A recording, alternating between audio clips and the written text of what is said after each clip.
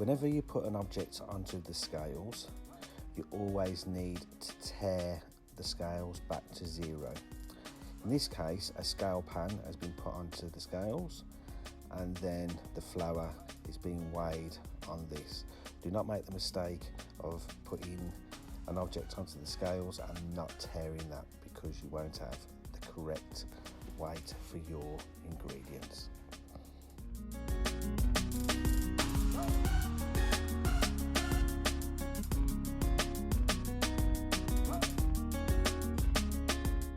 Always keep your yeast away from the salt.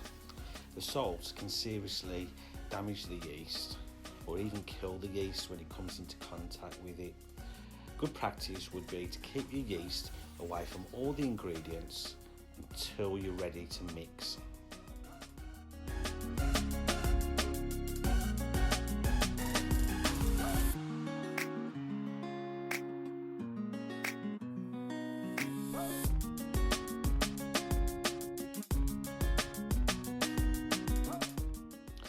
Conditioner is also known as vitamin C, also known as ascorbic acid. This means when you add this ingredient into your dough, you can process your dough straight away after mixing. This is also used for all M.D.D doughs, mechanical dough development. Every recipe will have a dough temperature. Therefore, you will not only have to weigh your water, you will also need to take the temperature of your water too. A calculation will be given on each recipe you do. Every recipe will have a mixing time. In this case, with bloomers, you'll have 2 minutes on slow speed and 6 minutes on fast speed.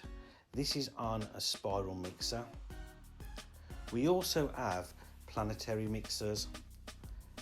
Now sometimes this can vary with a planetary mixer, but in this case on large bloomers, if you are using a planetary mixer, it will be on 2 minutes on number 1 speed and 6 minutes on number 2 speed. Slow speed on the mixer is just mixing your ingredients together. Once this swaps over to the faster speed, this is when a dough starts to form. This is when the gluten is starting to form too. This will give the stretchiness in your dough. If you don't mix long enough in the dough, you won't get the stretchiness in the gluten, and therefore doughs won't rise as much.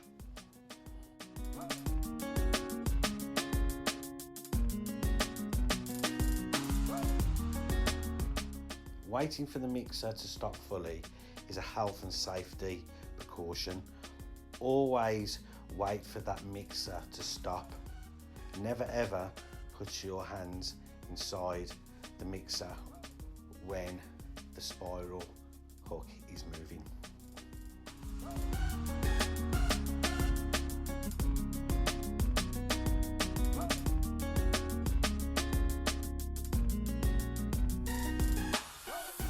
All mechanical dough development doughs can be scaled straight away.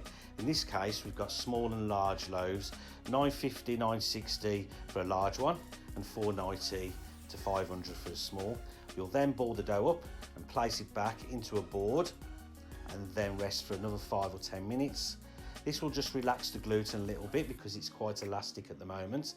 And then after them 5 or 10 minutes, the dough will become more extensible. That means you'll be able to mold the dough a lot easier.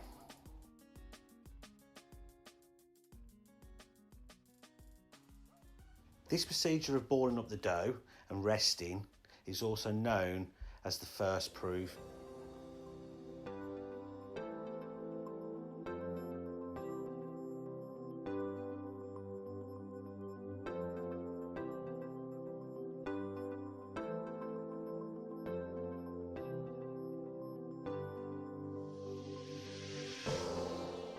After that small rest, it's then time for what we call the final mould.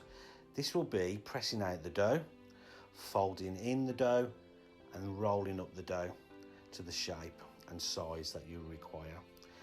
In this case, it's bloomers, and these will be placed onto a silicone lined tray.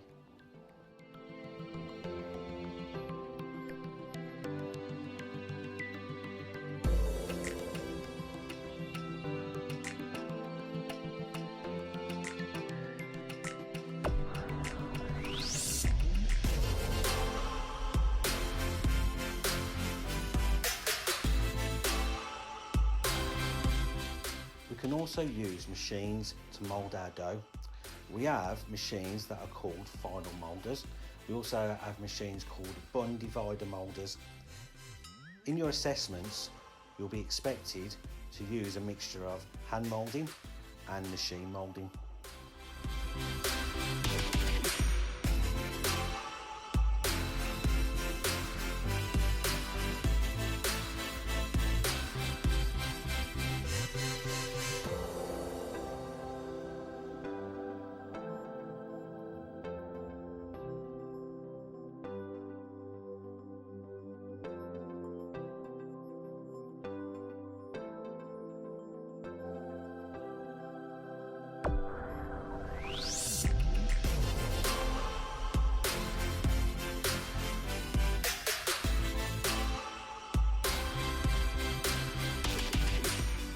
After you finish moulding your dough, we'll go into what we call a prover.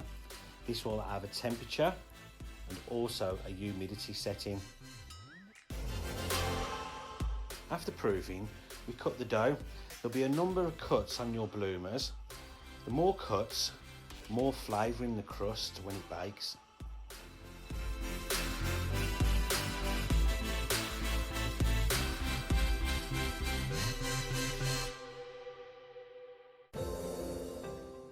All ovens are different when it comes to baking.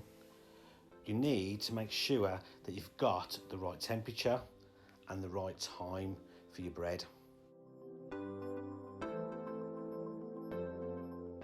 Crusty breads will have steam at the beginning of bake. Halfway through bake, you'll release the steam out of the oven. You will use a damper to do this.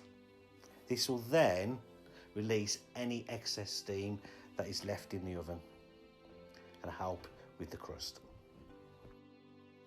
Bread with an after bake weight of over 300 grams needs to be weighed. In this case, it's over 800 grams for the large and 400 grams for the small.